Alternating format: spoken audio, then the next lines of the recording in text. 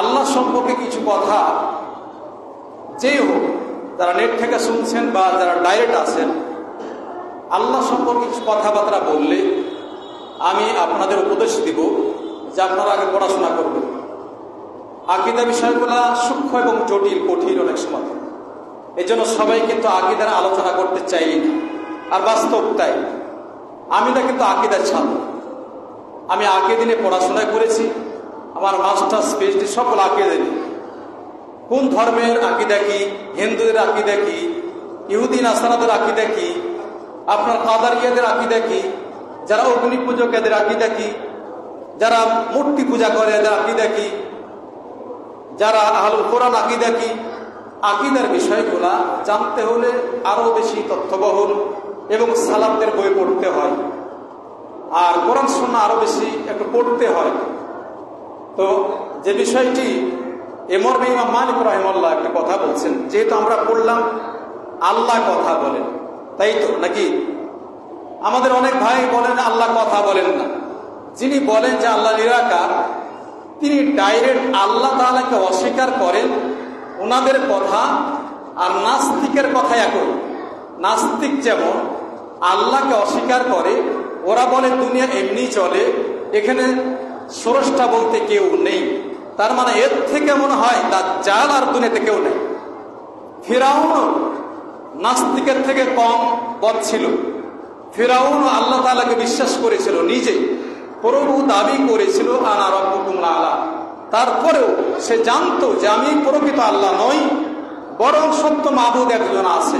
আর নাস্তিকরা ডাইরেক্ট আল্লাহ তাআলাকে অস্বীকার করে। অনুরূপী যে সমস্ত ভাইয়েরা আল্লাহকে নিরাকার বলেন, উনিও নাস্তিকদের আর এক ভাই। কারণ যে ওরা যেন বলে আল্লাহ কথা বলেন না, আল্লাহকে দেখা যাবে না, তিনি শুনেন না, তার হাত নেই পা নেই। তো যে বিষয়গুলা কোরআন সুন্নাতে যা এসেছে ঠিক সেইভাবে বলতে হবে, কিন্তু কথাটা মনে রাখেন। কোরআন সুন্নাতে যা এসেছে তাই বলতে হবে, তার অতিরিক্ত বলতে সালাফগণ নিষেধ করেছেন। এই জন্য ইমাম মালিক রাহিমাহুল্লাহ একটা ব্যাখ্যা নিয়ে এসেছেন, আল ইস্তিওয়াউ মালুমুন, তিনি যে উপরে আছে এটা কিন্তু সবার জানা। আপনার যদি বলা হয় আল্লাহ কোথায়, আপনি বলবেন আল্লাহ আসমানের উপর, কিন্তু আসমানের উপর কেমন ভাবে কিভাবে এটা আপনি আমি জানি না। ক্লিয়ার কথা? আপনাকে আমাকে জানতে হবে আল্লাহ আসমানের উপর। তাহলে আপনি বলবেন না যে আল্লাহ বসে আছেন। যদি বসে আছে কথা বলেন, এটা বেদাতির কথাবার্তা। খবরদার বলবেন আল্লাহ বসে আছে, যিনি নামেন তিনি বসে আছে প্রমাণ করেন। না, এর কোনো নুসুস নাই, দলিল নাই, কেউ বলবেন না এই কথা। বাস এতটুকু আপনার আমার জানা, আল্লাহ আসমানের উপর কেমন কিভাবে এটা দুনিয়ার কোথাও কেউ জ্ঞান দেয়নি, সালাম কোনো বলেননি, বিধায় আমরা এটা বলবো না। দ্বিতীয় কথা, মাথা, আল্লাহর মাথা আছে, এরকম কোন কোরআন সুন্নাতে দলিল নেই। কেউ বলে থাকলে আজকে থেকে তাওবা করবেন, কথা বলবেন না। তৃতীয় কথা, তিনি শুনেন, কান আছে, এই কথা কোরআন সুন্নাতে কোথাও নেই। এই জন্য এই কথাবার্তা যেহেতু কোরআন হাদিসে নেই, এগুলা বলবেন না। সামি'আ, তিনি শুনেন, তিনি দেখেন, যেটা যেই নুসুস এসেছে ঠিক সেইভাবে আপনাকে বলতে হবে। তাই ইমাম মালিক রাহিমাহুল্লাহ বলছেন আল ইস্তিওয়া মালুমুন, তিনি যে আসমানের উপর এটা আমাদের জানা। ওয়াল কাইফিয়াতু মাজহুলুন, তিনি কেমন কি এটাতে আমাদের অজানা, এটা আমাদের জানা নেই। ওয়াল ঈমানু বিহি ওয়াজিবুন, আল্লাহ যে আসমানের উপর, এটা এর উপর ঈমান আনা সবার ওয়াজিব। আরো ঈমান আনা ওয়াজিব যে কেমন কি এটা আমরা জানি না।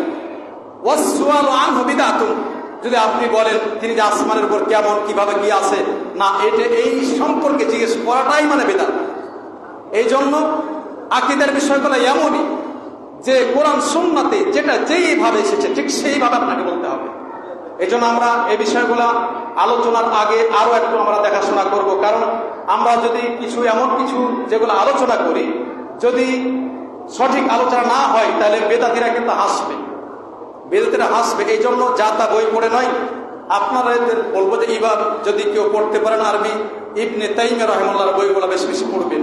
তার মাজমু ফাতাওয়া গ্রন্থ আছে, যেখানে 35টি খণ্ড আছে আকীদা নিয়ে পড়া। যিনি ইমাম ইবনে তাইমিয়া রাহিমাহুল্লাহর আকীদার বই পড়েননি, তিনি আকীদার ক্ষেত্রে ভুল করবেন।